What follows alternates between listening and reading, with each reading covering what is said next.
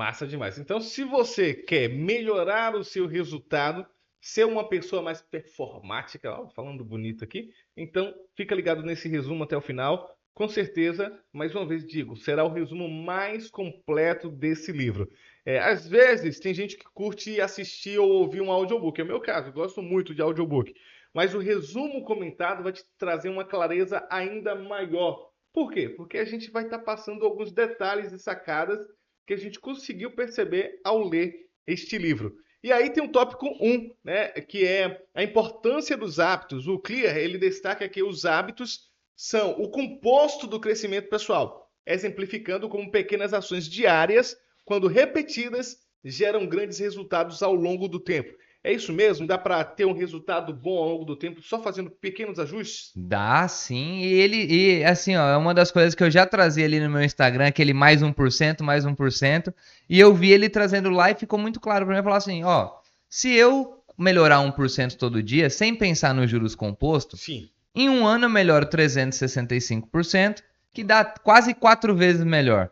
Sim. E ele traz no livro os juros compostos, 1% em cima do 1%, Uau. que me dá quase 37 vezes de melhora durante um ano. Então, Caraca. assim, ó, é ainda mais absurdo quanto a gente consegue melhorar, melhorando 1% todos os dias. É fantástico e realmente a gente começa a ver o resultado, porém é um resultado que às vezes não é tão nítido, principalmente enquanto a gente está no processo. Mas que lá na frente, quando a gente olha para trás e analisa, a gente vê que a mudança é significativa. Quem quer perder peso, por exemplo, vamos botar na prática, o livro na prática. Quem quer perder peso, como é que eu posso utilizar, querendo perder peso, as regras ou o conselho do livro? Fala assim, ó, o livro mostra que a meta, ela é uma consequência. E o que a maioria das pessoas fazem é focar na meta. Então eu quero perder 10 quilos e o foco tá ali, eu quero perder 10 quilos, eu quero perder 10 quilos, eu quero perder 10 quilos. O livro traz muito claramente que para eu perder 10 quilos o foco não é na meta, é no processo para eu perder. Então eu preciso todos os dias fazer uma atividade física, todos os dias seguir a dieta. Eu tendo foco nesse hábito de seguir a dieta, no hábito de eu fazer atividade física, a consequência vai ser eu perder os 10 quilos. Então, se eu focar no lugar certo, focar no processo, eu vou atingir o meu resultado mais facilmente. Se eu focar na meta, a chance de eu me perder no meio do caminho ela é muito maior. Top demais. Até porque as metas, às vezes, elas não parecem ser tão tangíveis. Você começa a fazer, fazer, fazer, e aí não vem o resultado. Aí você diz, ah, não está vindo o resultado. Ele cita um exemplo muito interessante do bambu. Não sei se todos os bambus, mas o bambu chinês, pelo menos, demora 5 anos crescendo só para baixo, para depois o broto aparecer. E tem uma outra imagem que me veio à memória nesse exato momento aqui, que você talvez já tenha visto também na internet, que são aqueles dois carinhas cavando para encontrar o ouro, só que um para no meio do caminho e o outro continua persistindo, né? Mas qual é a dificuldade de tudo? É você chegar na última etapa da corrida. Aquele último trecho é o menos percorrido, ele fala isso no livro, e é interessante que poucas pessoas vão passar por ali. Então, se você quer perder peso, foca no comportamento e não na meta. Eu uso assim, ó, a criança, quando a gente vê criança dos outros que não é a nossa, a gente consegue perceber muito fácil que ela cresceu, que ela aprendeu a falar, porque a gente não está acompanhando o processo. Sim. A gente acaba vendo o resultado. Quando a gente está com a nossa, a gente só percebe a evolução quando a gente olha um pouquinho para trás. Porque durante o processo parece que não está mudando. Mas esse Total. 1% que ela muda todo dia, a hora que alguém vê de fora, fala: Nossa, como cresceu! Tá falando, tá correndo. Aí que a gente se dá conta de como o processo vem trazendo resultado. Márcio, eu Então, gosto desse exemplo, porque é no desenvolvimento como um todo, desde a desenvoltura intelectual quanto a questão da estatura mesmo, né? Que a criança vai crescendo ali, dorme, acorda. Minha filha hoje, 11 anos, quase do meu tamanho, e eu não percebi o momento. Estando todos os dias em casa, brincando com ela, tendo tempo de qualidade, mas ainda assim, você não percebe o momento que a minha, essa cavalando aqui, eu dormia com é esse o resultado do 1% todo 1% dia. todo A dia. hora que vê, já passou e tá muito melhor, tá mais inteligente, tá mais rápida, e você não percebe porque você tá vivendo o processo junto com ela ali. No livro, o Clear, ele dá o exemplo dos ciclistas que melhoraram 1% e venceram competição. Porque quando eles ficavam focados só em ser campeão, por exemplo, Vamos falar aqui do Brasil, Campeonato Brasileiro. 20 times jogando ali. Qual é a meta? Qual é o objetivo dos times, hein, Rafa? Ser campeão. Ser campeão. Todo mundo tem o mesmo objetivo, todo mundo tem a mesma meta, mas talvez nem todo mundo foca no. Se eu melhorasse aqui um pouquinho, se eu melhorasse 1% aqui, e como é que eu faço para saber se eu estou melhorando? De que forma eu consigo metrificar isso, Rafa? O que é que você tem de. Você vai ter que acompanhar os resultados que você tem e as dinâmicas que você vem fazendo. Você precisa olhar para trás, olhar o seu dia e fazer uma análise do que você vem fazendo e se vem te levando para o caminho que você quer. Isso vai fazer diferença na hora de você entender se está caminhando para o lugar certo. Tá, e aquela coisa do checklist funcionaria para isso? Com certeza. E fica assim, ó, pra gente entender, muitas das coisas a gente já faz no automático. Uhum. A gente vive através de estímulo e resposta, que nada mais é do que hábitos. Tá. Então, para cada ação que acontece comigo, eu tenho uma resposta e o nosso cérebro ele quer usar o mínimo de energia possível para dar resposta. Top. Então, esse automático nosso precisa ser trazido consciência. Então, quando eu começo a fazer uma análise, fazer um checklist do que eu faço todos os dias, ele começa a me dar uma ideia dos hábitos que eu tenho e a partir daí eu tenho consciência para eu poder mudar o que não vem me fazendo bem ou intensificar o que vem fazendo eu ter resultados melhores. Tá. Já já vamos falar aqui dessa questão da formação do hábito. Ele traz de uma forma um pouco diferente. Tem uns que falam estímulos, outros falam gatilhos. Ele traz outra abordagem. Eu não lembro agora. Mas você lembra não? A abordagem É, é gatilhos, estímulo. é estímulo. Tá. Então, para depois ter ali o comportamento e a recompensa no final, Ele tá? fala do desejo. Tá. Aí antes do desejo, É uma pista, deixar óbvio com ali raça, né? a percepção. Pronto, massa. Então, para você começar um hábito dentro do que o Clear fala aqui, o que que é interessante? Né? Se você quer começar a caminhar, qual é a deixa ali, o gatilho? Vai lá. Vou usar como gatilho aqui para ficar mais simples, porque é o que já está na minha mente. Não deixa de ser certo, né? É só uma forma diferente de falar o que ele fala, que é o gatilho. O que é que eu faço? Eu não caminho, eu não pratico atividade física, e aí ele dá um conselho para quem quer começar. Qual é? Precisa ajustar seu ambiente para deixar esse hábito fácil.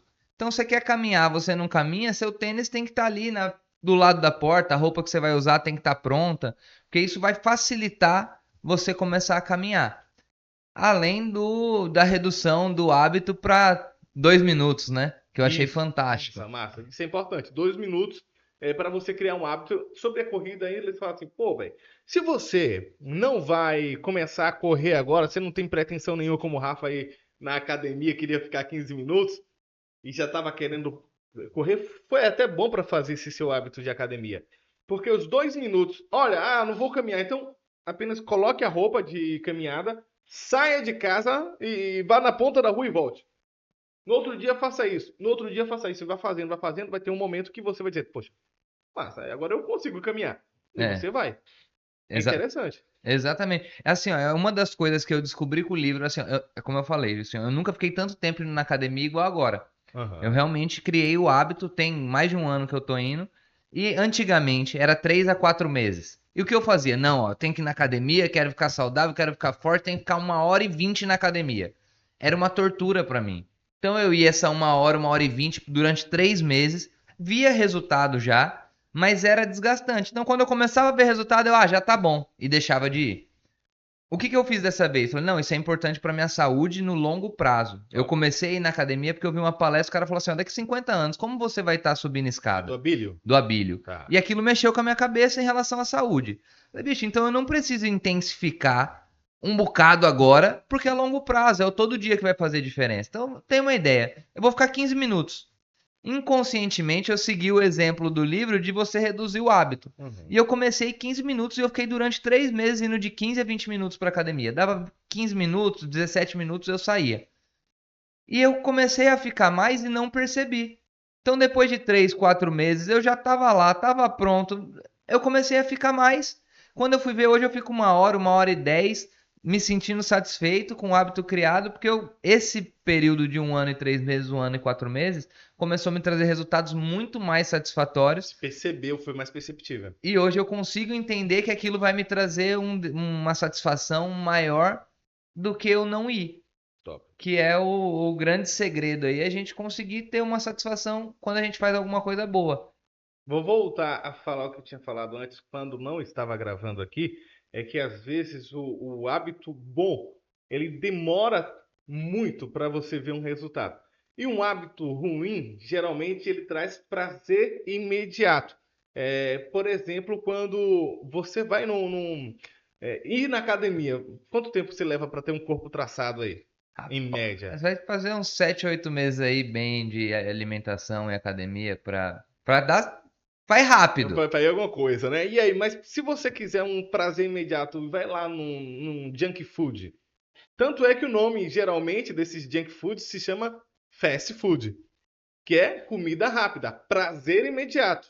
Então, quanto mais prazer imediato você começa a ter, mais hábitos ruins vão se instalando na sua vida. Então, fica ligado nisso aí. Quer comentar mais algo nesse tópico 1, Rafa? Até a questão desse desejo, dessa satisfação rápida, ele traz também no livro que a primeira vez você tem uma satisfação rápida quando acontece. Na sequência, você começa a ter a satisfação rápida pelo desejo de ter aquilo. E Uhum. depois que você tem, você não sente mais nada. Então acho que até por isso que algumas vezes, quando a gente termina de comer, bate o arrependimento. Porque a gente Sim. come esperando a satisfação, só que a satisfação foi antes, quando você soube que ia comer. Aí a hora que você come, já passou, bate aquele arrependimento, aquela, pô, nem precisava comer isso, comi, fica triste, arrependido, que é completamente diferente com o que acontece na academia. Massa. Quando você sai, você, pô, foi bom pra caramba eu ter vindo, já passou a dor ali e começa a satisfação. Então é uma mudança aí também que acontece. Cara, top demais. E eu acho isso interessante. Eu às vezes fico pensando se eu faço as conexões ou não, mas eu preciso fazer essa conexão porque tem um cara chamado Aminor, filho de Davi. E o desejo, falando do desejo, a satisfação está na parte do desejo, né? Quando você quer a coisa, não quando você já possui a coisa. Eu quero uma casa, pô, o desejo fica ali ardendo. Você já tem a casa, agora você já está pensando em outra, ou carro, ou qualquer coisa. Mulher, vai lá, agora sim, voltando para Aminor. Ele olha para a irmã dele e deseja a irmã dele. Queima de amor, fica doente porque precisava possuir aquela menina que era a irmã dele. Bola um plano mirabolante, vai lá com um amigo primo e consegue. Quando ele termina o ato com a menina de coabitar com a irmã dele, aí a Bíblia revela assim: ele odiou mais do que amou depois que acabou, porque passou o desejo. Olha que coisa doida, né? Aí vem a consciência do que, pô, o que que eu fiz? O que é que eu fiz? Então, olha como tudo é muito entrelaçado em hábito e isso te ajuda de alguma forma a entender, cara, peraí, será que dá mesmo essa satisfação de querer fazer a coisa errada? Será que realmente faz sentido? Ou depois eu vou ter a sensação de vazio, né? E é por isso que a gente usa assim, ah, a grama do vizinho é sempre mais verde. Aí quando a gente vai lá, você vê, ah, não, não era não. Então, o desejo faz a gente querer. Depois que a gente tem consciência que já baixou ali a dopamina, baixou tudo, a gente começa a entender que, por isso que às vezes, quando a gente perde, a gente dá valor. Sim. Porque é o desejo que faz a gente querer as coisas, faz a gente se sentir bem. E quando a gente consegue, os hormônios já estão se acomodando, já não tá mais naquela altura. A não ser na primeira vez que o hábito acontece, né? Massa, massa. Então é isso, desviar o desejo. Eu dei um exemplo pessoal, quando a gente vai lendo, vai tendo insight. E aí, quando eu estava lendo o livro, eu passei por um campo de futebol. E no campo de futebol tinha a formiga. Aí o Rafa, ó, eu mandei lá no grupo com o Rafa, e ele falou: rapaz, não tinha isso aqui no livro, não. Isso aqui eu não vi, não. Eu disse: então, quando eu fui caminhar, eu percebi que tinha uma rota de formigas. Elas fazem o caminho certinho na grama do futebol. E por ficarem passando ali o tempo todo, o caminho está lá. Para que eu estou trazendo isso? Para que você entenda como é que funciona, por exemplo, um caminho neural que é construído para você formar um hábito. Quando a formiga deixa de passar por aquele caminho, seja porque alguém botou um obstáculo e ela não consegue passar mais, ou qualquer coisa do tipo, o que vai acontecer? A grama vai voltar a nascer e aquele caminho vai voltar a fechar. No nosso caso, não que a gente vai esquecer o hábito antigo, ele continua lá. Ele continua lá, mas agora a formiga está passando por um outro caminho, um novo hábito, tá? Então ficou como metáfora para mim entender melhor como funciona a construção de um hábito.